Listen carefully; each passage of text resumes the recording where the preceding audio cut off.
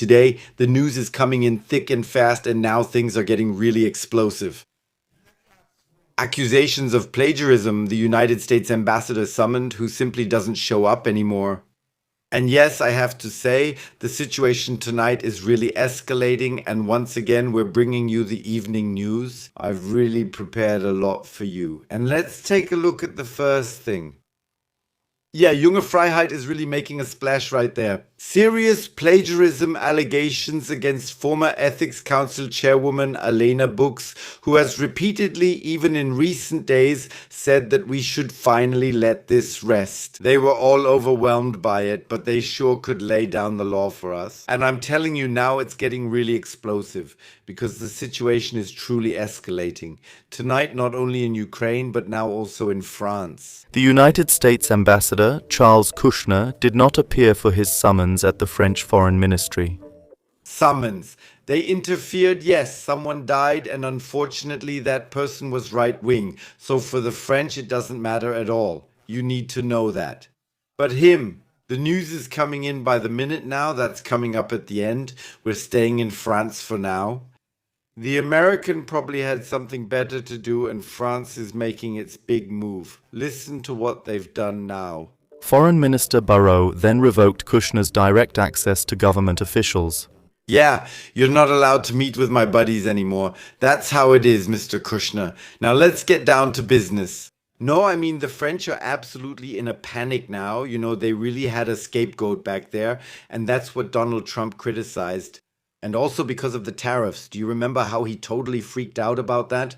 I don't think I need to show that again, yeah? And now the whole thing is, now it's imploding again, or exploding, however you want to put it, with the French. And all of this just because Donald Trump said exactly that. The United States government warned about increasing left-wing extremism in France, while President Macron condemned violence from both the left and the right.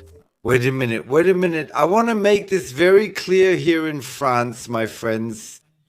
Those were left-wing terrorists, yes, who targeted the right-wingers there. The ones who laid that country back there to waste, those were left-wing terrorists. The right-wingers didn't have much to do with that. Here in Germany, it actually happened that a 13-year-old injured another student. In the country, you know, in Barrel, that's where it was. He did express right-wing extremist views, but no one, knows what he actually said. By the way, that brings us to the next point. I'll just mention that briefly here in Germany before we get back to more serious topics in a moment. Did you actually know the public prosecutor dropped the Pinocchio affair? Against Dear Fotzen Fritz from Bavaria, from Sauerland, and that's just something I just had to mention. I'm in a really good mood. Why? Because the governments are finally getting a real beating again. Can you actually still remember this message? So Moscow offered to sign a mutual agreement in which both sides commit not to attack each other and to include guarantees, financial and so on. And do you know what happened? Germany refused. You remember the situation, right, with Russia, and you know that the Chinese are extremely good friends with the Russians, and now hold on tight. The Greens and also the Christian Democratic Union now emphasize that if we want to keep our best trading partner, listen to me very carefully.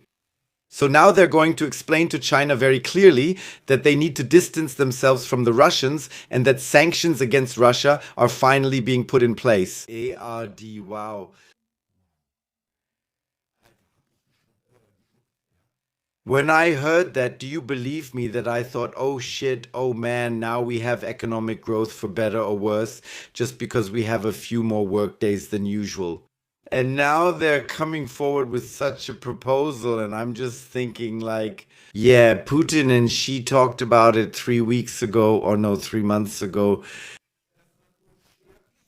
and that they are brothers in spirit.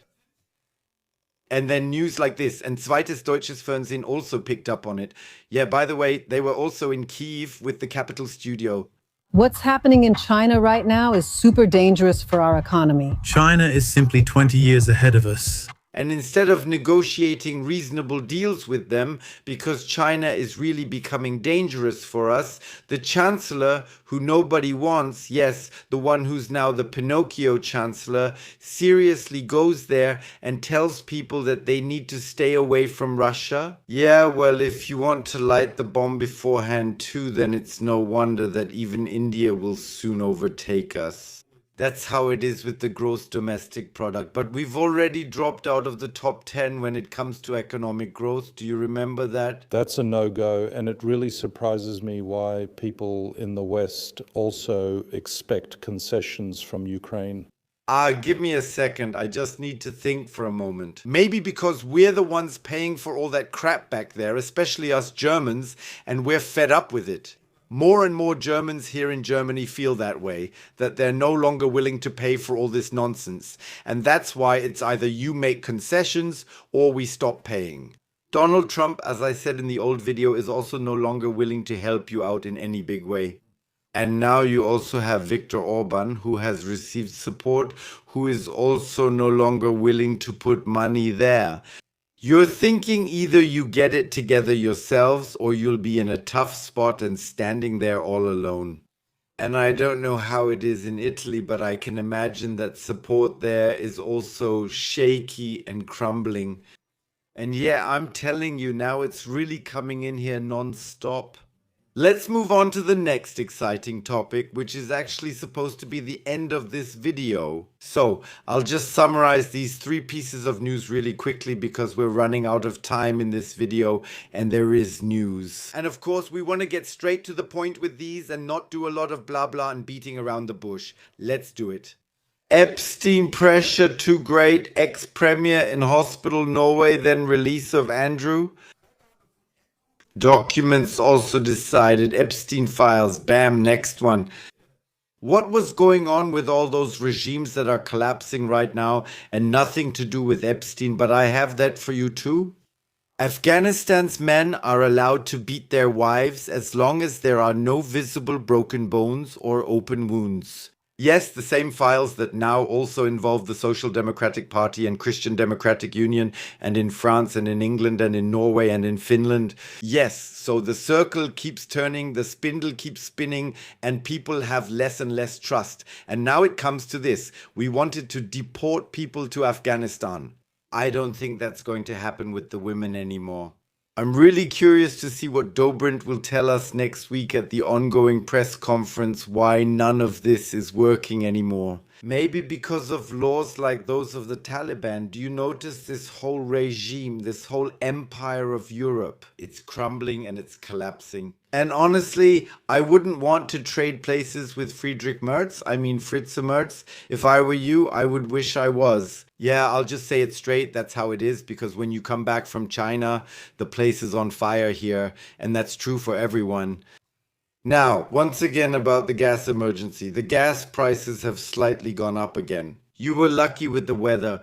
Tomorrow it's going to be really warm again. And you should pray that March will be extremely mild, that March will be mild. You notice the play on words, that the gas storage facilities are holding up because we're still 0.8% above what we actually need. Although when I look at power outages and everything they've shut down, even in train stations now, I rather wonder, tell me, is the gas already empty?